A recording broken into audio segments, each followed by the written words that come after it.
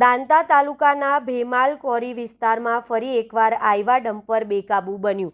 દાંતા તાલુકાના ભેમાળ ગામના કોરી વિસ્તારમાં વારે તહેવારે અકસ્માતો સર્જાતા હોય છે। હમણાં થોડા દિવસ પહેલાના અકસ્માતની શાહી સુકાઈ નથી, ત્યાં તો ફરી એકવાર કોરી વિસ્તારમાંથી સતલાસણા બાજુ કપચી ભરીને જતા ઘાંટામાં આયવાની બ્રેક ફેલ થઈ જતા ડ્રાઈવરે ગાડી પરનો કાબુ ગુમાવી દેતા અકસ્માત થયો હતો। સદનસીબે ડ્રાઈવરનો આબાદ બચાવ થયો હતો અને વધારે કોઈ જાનહાનિના સમાચાર નથી। બ્યુરો ચીફ અશરફ ખાન પઠાણ, નવા વાસ।